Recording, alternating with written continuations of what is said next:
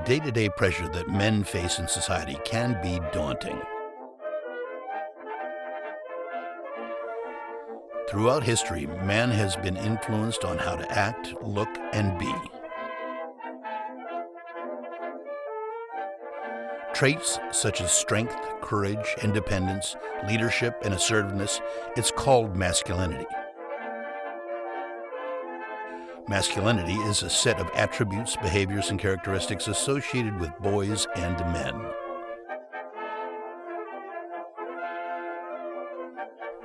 Although both males and females can exhibit masculinity traits and behavior.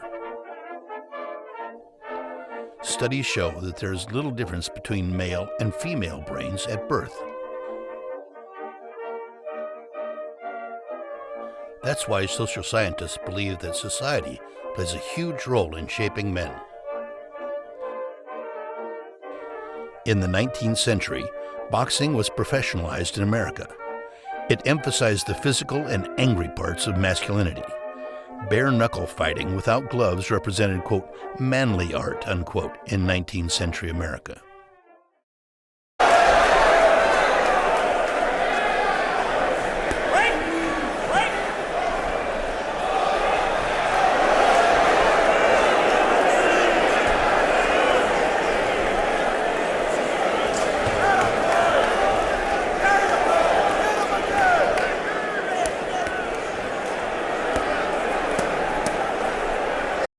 So I email a bunch of males and females to get their thoughts on what it means to be men. To me, the definition of a man is someone who is comfortable in his own skin, who's not afraid to be emotional, to show emotions. The first thing that defines a man is his ability to love. Honestly, at this point, after just going through the world and just experiencing and opening up more, it's not even a physical thing anymore. It's become more of like this mental aspect and mental trait that you have to be like, oh, how am I a man and how do I fit into this masculine role? Because even nowadays, being a man doesn't equate to a masculine persona anymore. And a man is more defined as being an adult male, which means that there had to be some growing up. I feel being an adult male, going through that growing up process is what makes you a man. I think that you can ask a lot of people this and they'll come up with certain character traits that they wish they had, like chivalry or humility or something like that. But the real definition of being a man is we donate sperm. And that's it. We're the dispensable sex. I have pressures as a man and then I have pressures as a black man, and they both have similarities, but they're both very different. I feel like my plight as a man comes more so in like my self-doubt. Like I feel like a man is always supposed to know where he's going, have everything figured out. It's an image that I have to try and put up with my friends in the workplace and on the street, just walking as well. Living up to expectation. That's a big one. Whether it's creating a family, having a family, taking care of family. The pressure comes from all directions.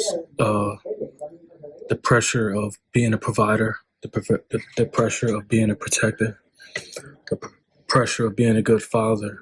Since even childhood is sex and power. Maybe not sex, before puberty, but it's a certain degree of control. And that's been it's pressure to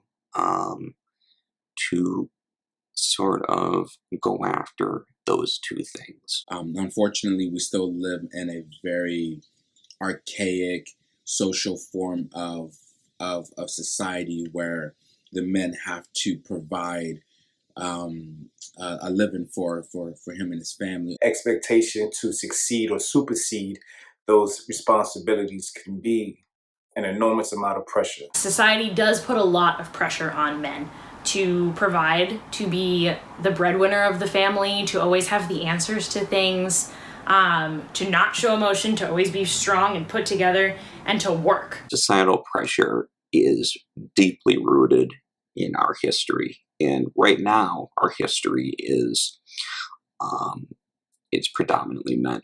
Especially being a father and a role model, somebody that my kids can look up to, not letting them down. As a man, I always say that there's nobody that can intimidate me except my children. Females can likewise communicate manly characteristics and practices. In Western society, female masculinity is often associated with the LGBT community. Feminist philosophy suggests that female masculinity is regularly portrayed as a sort of sexual orientation execution that challenges conventional manliness and male predominance. Women change their idea of who they are as a person when they're preteen. I think they look to the female role models that society portrays. Normally, I personally believe that people are androgynous and capable of many traits. So a man may be sensitive and strong, and a woman may be aggressive, tough, warm, and sweet. Probably one of the reasons that women have been connected to the so-called weaker roles or traits have to do with the fact of our male-dominated society. The men may have originally, because of their bodily traits, been deemed as the more capable ones and able members of society. The term toxic masculinity originated back in the late 20th century. The phrase was coined by Shepherd Bliss, a key figure of the mythopoetic men's movement. The focal point of the movement was to liberate men from the brutal constraints of modern society, which keep them from being in touch with true masculinity. Feminist author John Stoltenberg has contended that every single customary idea of manliness is harmful and at last fortify the persecution of women.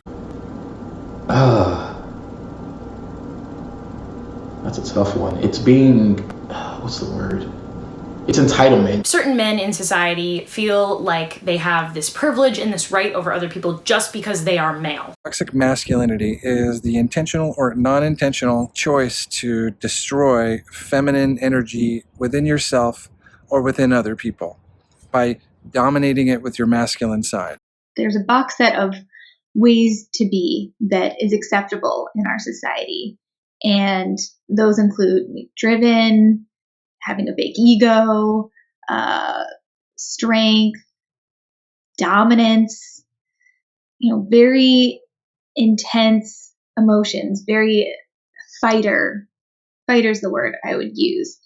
And in our society, it's saying if you don't fit into this category, if you don't check these boxes, then you're not a man.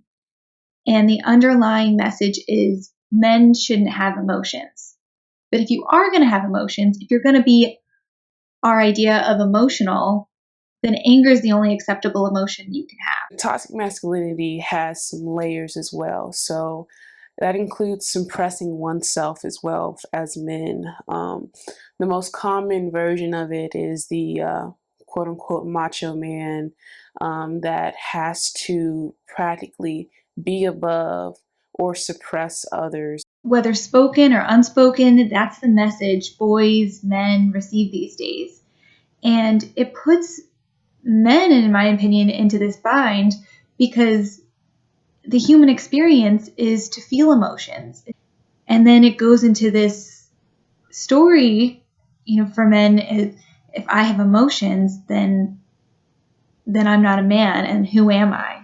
Who am I in the society? Who am I in this world?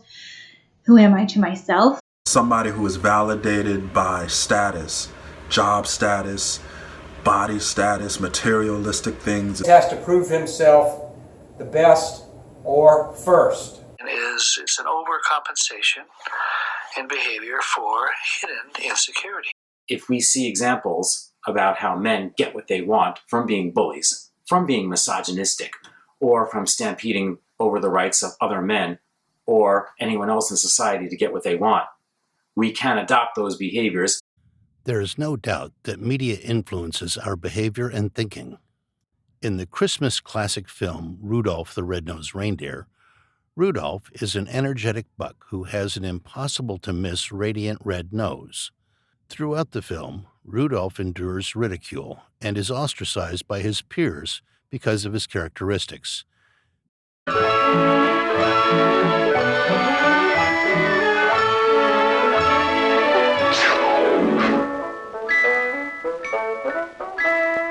fellas, it's Rudolph.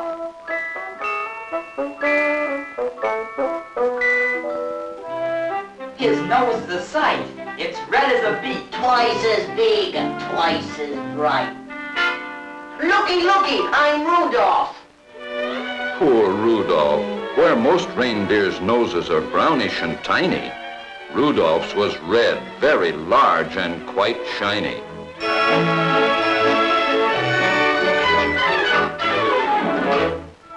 Rudolph!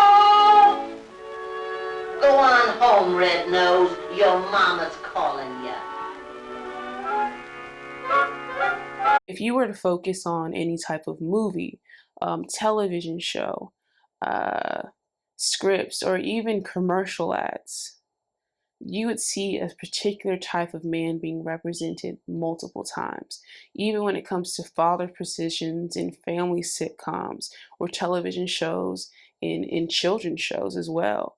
There's specific men that are being represented within those films. What we learn as kids, either from our parents or from what we see on TV or in the movies, often stays with us for the rest of our lives. As a young person, what you do is you pick that up and you either are smart enough as a young person to throw it out and say that's not true, or you take it on as a personal belief. From a very early age, the message is boys shouldn't cry, men shouldn't cry. If you feel that, then you're not a man.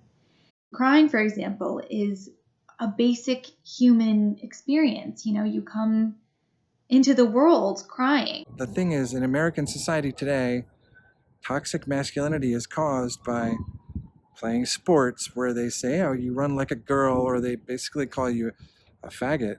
And, toxic masculinity is created out of that scenario. Toxic masculinity is also created out of any sort of fraternal environment, possibly.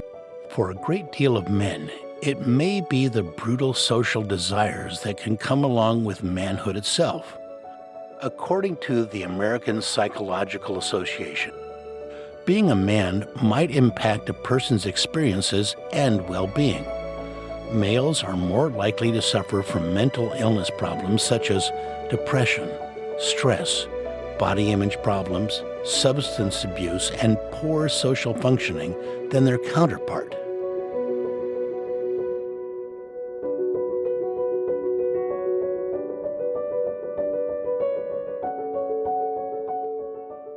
For us to put an end to this, we need to scrutinize the manner in which we are raised by challenging the status quo, question society, question all thinking about being a man and how to be one.